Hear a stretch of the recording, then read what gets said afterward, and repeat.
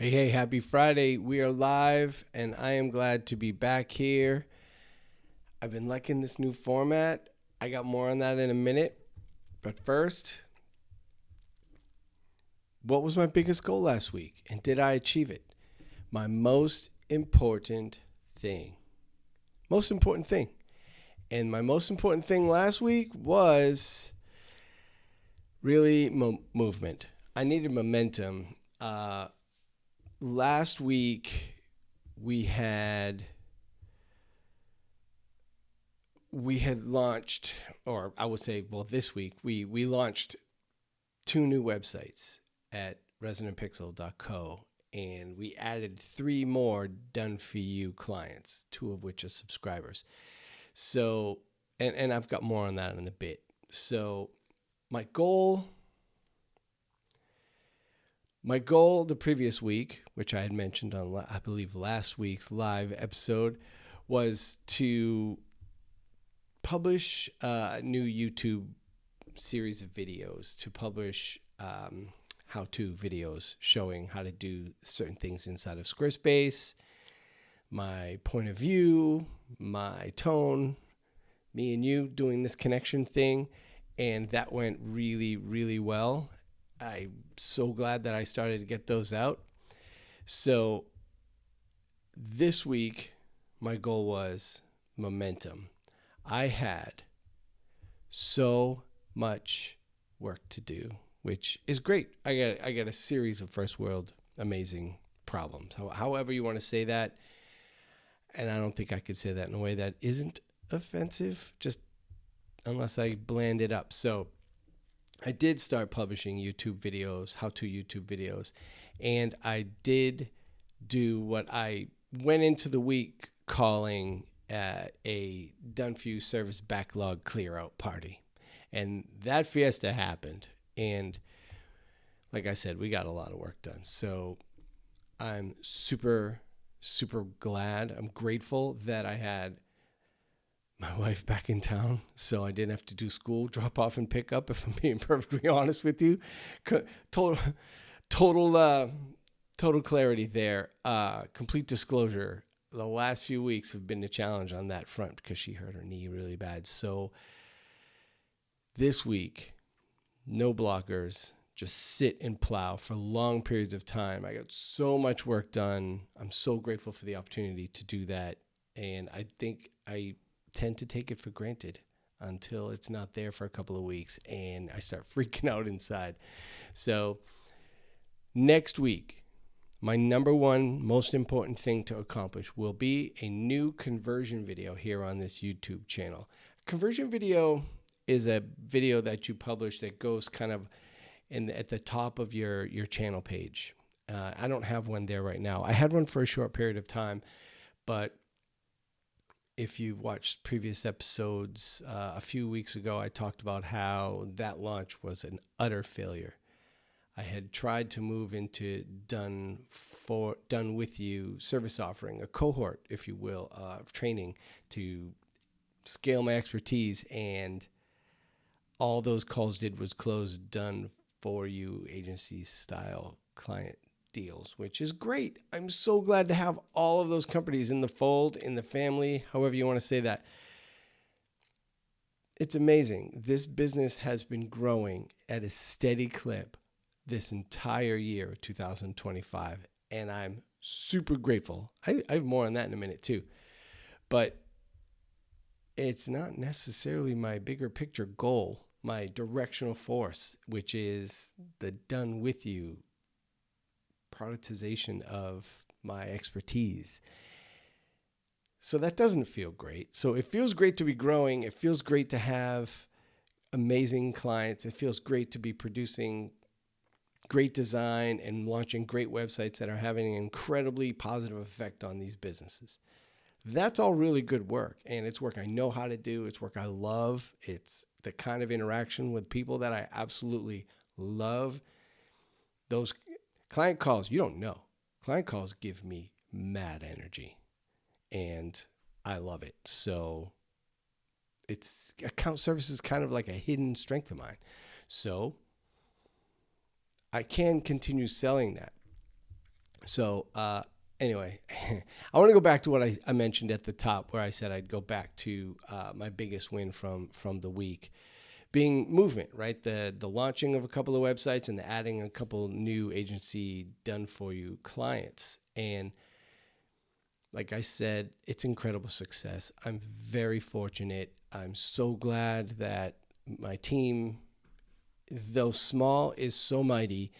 And I'm just grateful, even though I did mention it kind of represents a bit of a distraction from my bigger picture, which is fine. We'll get to the bigger picture stuff.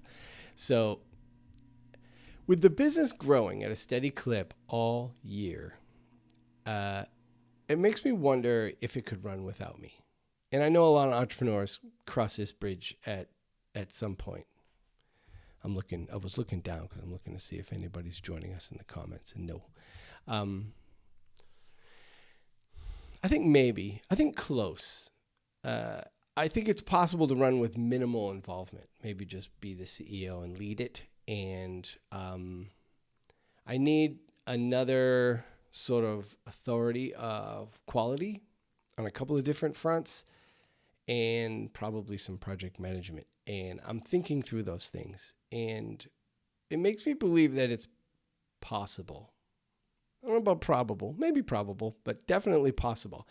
Because like I mentioned, here's the thing, right? If my goal is a done with you offering that scales my expertise and makes it available and valuable to more people, then I'm starting to build the business of my dreams, right? I will start living the life that I want to live, running the business that I set out to create.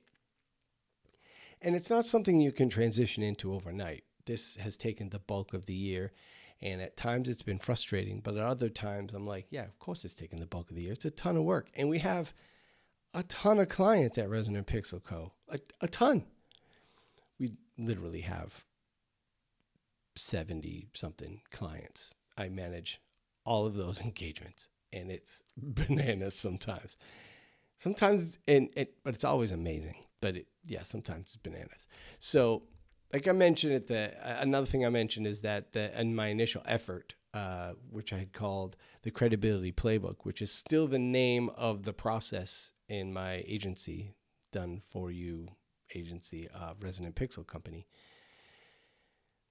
That didn't work so well because it turns out that DIYers, people stuck in Squarespace, people who started and just are struggling to get it to the next level, whether it's a lack of confidence in creative strategy, content strategy, or not understanding how to pick great imagery and how to manage typography and make color choices. Design is a lot of work for some people.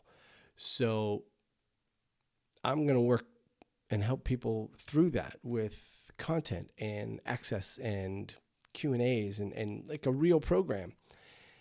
But the credibility name was not working because they're not struggling with credibility. They're stuck. They're looking to create a website. They finish and they say, wow, I did that and it's serving me well and it's awesome.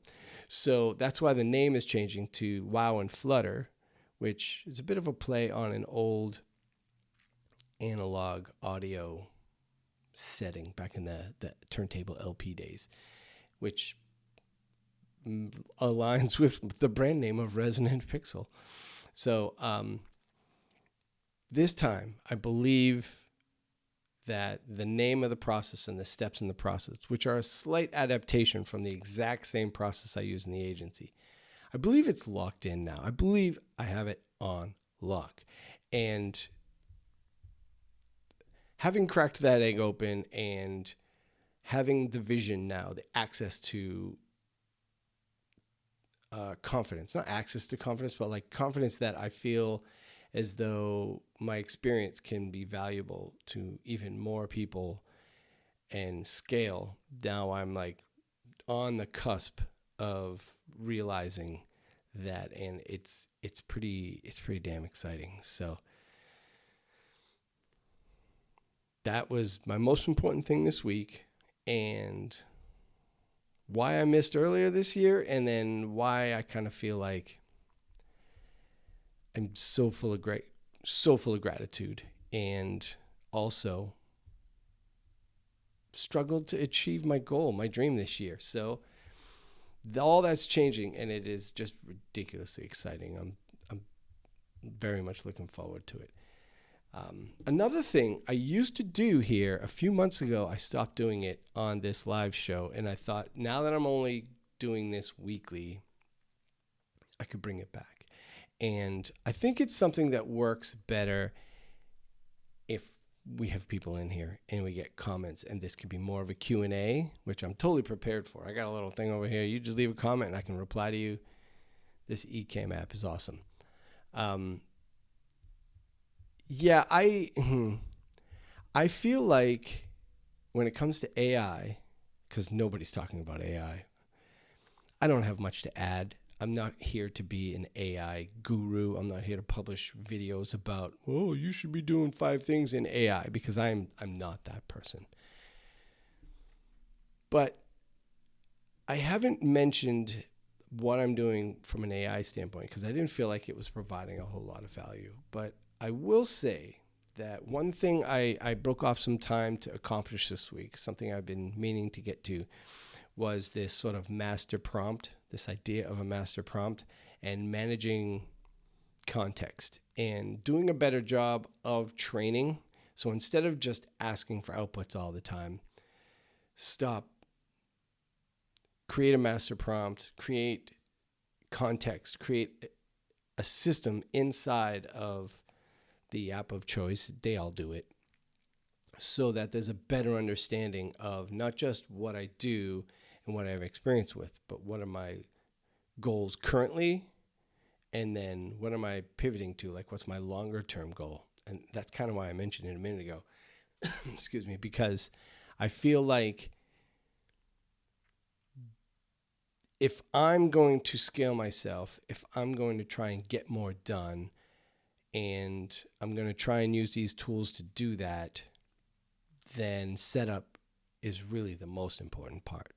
And I felt like I had slept on the setup for a while. So if you're doing that, don't. I don't know what else to say there.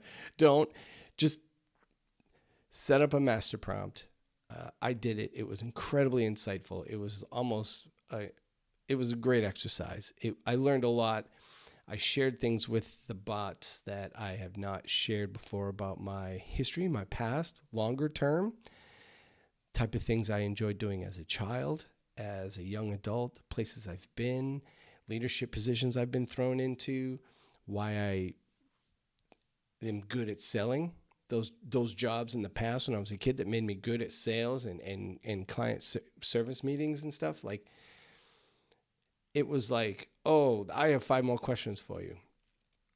And I answered those, and it was like, okay, now I got 5 more questions for you. And I answered those, and I think I've landed on something that now the outputs, I've only used it a few times since this update because it was yesterday, but the outputs have been a lot better, but more so, the questions that it asks before it gives me an answer are better.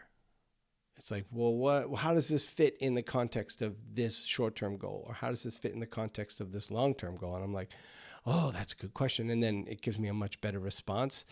So I think that's pretty awesome. And I don't plan on doing this update regularly. This bleep, bleep, bleep, bleep, AI section. I don't have dividers. I'm not going to do change screens here. This is live. This is not a fancy video. Another thing I wanted to share before I go. Let me see how long we've been running here. 14 minutes. Dude, I'm telling you.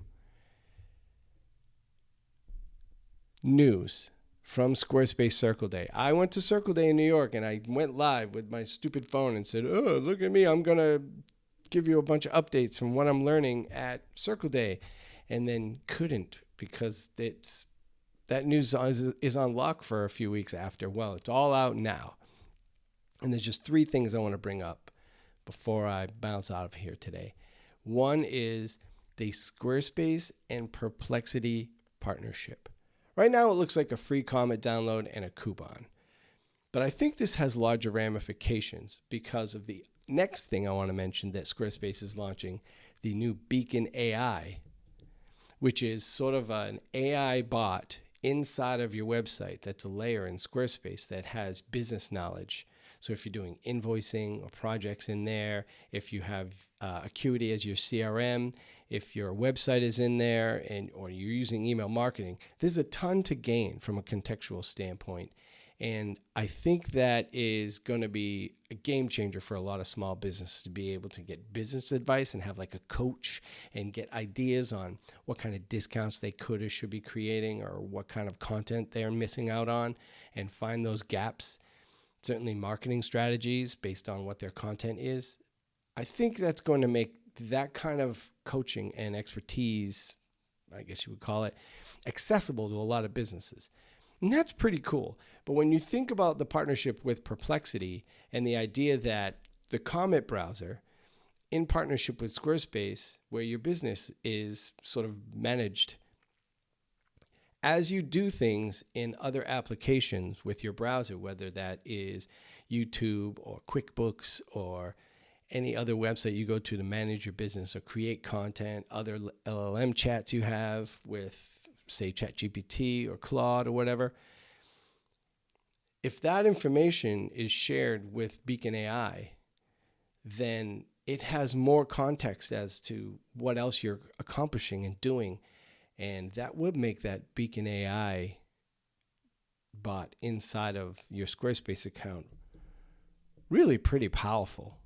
That idea, it took me a minute, because first I was like, well, what good is this partnership? And then it took me a minute. I slept on it this morning. I got up. I'm like, oh, I know what that means. That means broader context across everything that we do professionally. It does make me think that a browser for work and a browser for not work, for personal life and play and whatever, though breaking out those profiles or having different browsers, context now inside of the browser would probably need to silo pretty rigidly, because that context would get confusing from a business standpoint for your website. Like, oh, you really like this band and you bought this record on Bandcamp, then, you should talk. No, you don't need an LLM saying any crap like that. So that's kind of why I wanted to mention the two of those in concert.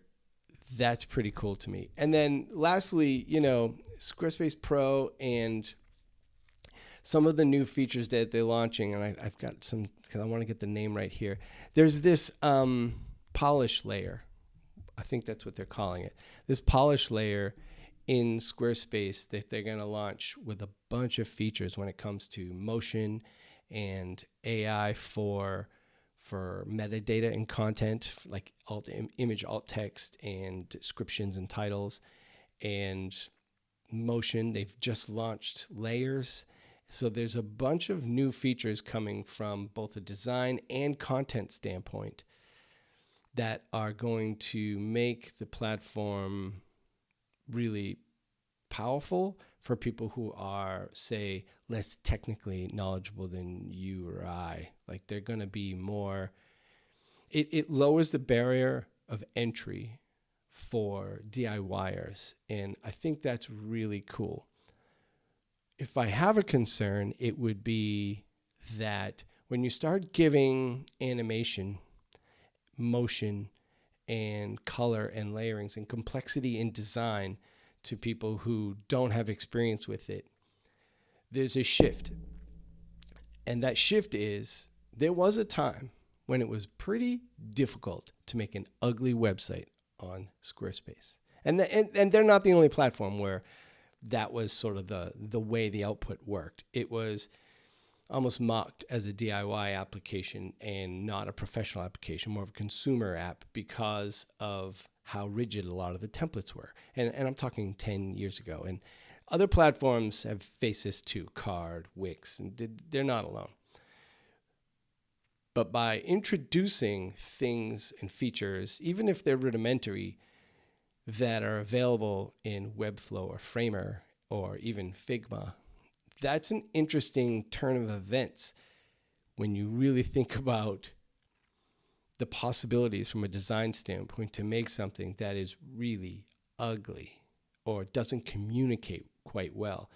Animation is great and motion is great if it leads the eye or introduces content or does something profound that isn't critical to the legibility or the idea of the page, right? But it can also hinder accessibility. It can hinder legibility from a general context standpoint. And in the past, a consumer could open Webflow or Framer or Figma, Photoshop, and all of the features for layout and management of the content is almost always named after either an old school layout, like a layer system, like in Photoshop or Illustrator, or CSS selectors. Renaming everything, or might not go so well, or using the naming system inside of CSS and giving that to consumers is problematic. There's a reason why they can't find their way around Webflow. They don't know CSS. I can figure my way out around Framer and Webflow and all these apps really quickly because I know CSS really well. So not everybody's there. They're going to make some ugly stuff, and it's going to be our job to help them dig out of it and figure out and really teach how to use these things. And it's something I plan to add to my Done With You cohort program. Like, okay, you have these cool animation tools now. How do you use them and not break things, not break your story, not break your mission, and communicate clearly? So those are the new features in Squarespace. Those are the things that I learned at Circle Day. And I've got some cool content collaborations coming up with some incredible people. I'm so excited about it. I'm not going to tell you about those yet. That's coming up. I kind of want a date. Like this is the day we're going to do the thing, record a thing or make a thing. And then I'll tell you all about it. So anyway, went 22 minutes today, but I had three topics. So 3 ideas I wanted to convey. And listen, I think once a week is going to make this Friday live sesh meatier. Honestly, more things have happened over the course of the week, and I enjoyed this one. So if you made it this far, even the 2 people who were watching and bailed 2 minutes ago, right before the 20-minute mark, thank you. Thank you for watching. Like and subscribe. And if you're curious about any of my stuff, there's always a link down in the description somewhere. Check it out. This is not a hard sale opportunity. I don't have a big CTA here. I'm just here to share, here to update. And if you're curious about sort of behind the scenes of the business, I think this new live format on Fridays is going to be interesting and valuable. And I get to talk to you. How cool is that? All right, listen, have a great weekend. Have a great week next week. I hope you know what say that again. I hope you know what your most important thing is next week. And we're going to go after ours individually and then reconvene next Friday. So peace out. Have a great weekend and week, and I will talk to you next Friday.